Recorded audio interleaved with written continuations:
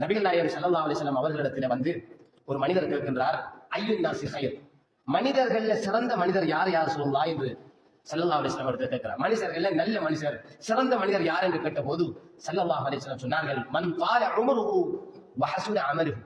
ஒரு மனிதன் ஆயுளும் கூடிக்கொண்டு போகிற அதே நேரம் அந்த வயசுக்கேற்ப அவர நல்ல செயல்களும் கூடுமாக இருந்தால் அவர்தான் மனிதர்களில் சிறந்த மனிதர்.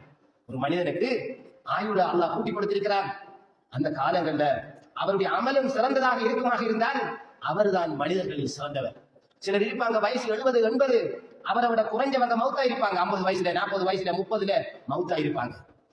சில மனிதர்கள் இருப்பார்கள் வயது கூடுதலாக இருக்கும், வணக்கங்களும் அதுக்கு ஏற்ற போல வயதுக்கு ஏற்ற மாதிரி நிரப்பமாக செய்திருப்பார்கள்.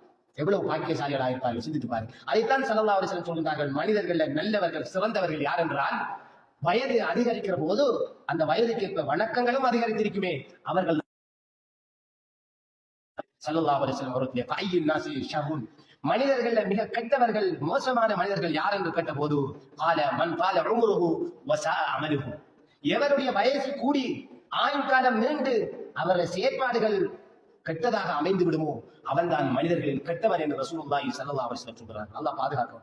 சில மனிதர்கள் இருப்பார்கள் வயசுதான் பெருசி, ஆனா அவர் வாழ்க்கை எடுத்து பார்த்தால் வணக்கங்கள் இல்லாமல் இருக்கும், தொழாதவராக இருப்பார். வயது 70 80, கடைக்கு போய் டீ எல்லாம் குடிப்பார், வயலுக்கு போய் வருவார், குடும்பத்தில் உள்ள சொந்தக்காரர்கள் கல்யாணம் எல்லாத்திலையும் கலந்து கொள்வார், பக்கத்திலேயே பள்ளிக்கு வர மாட்டார். சைக்கிளை பள்ளிக்கு தண்டாலும் போவார், ஒரு கொள்ளை என்ன குத்தி பள்ளிக்கு வர மாட்டார். இப்படிப்பட்ட சில மனிதர்கள் இருக்கிறார்.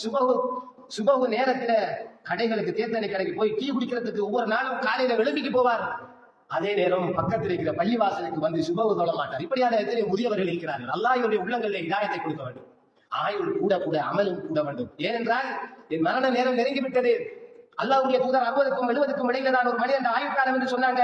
அப்படி சொன்ன ரசூலுல்லாஹி ஸல்லல்லாஹு அலைஹி வஸல்லம் அவர்களே தன்னுடைய 63வது வயதில வஃபாத் ஆகிவிட்டார்கள்.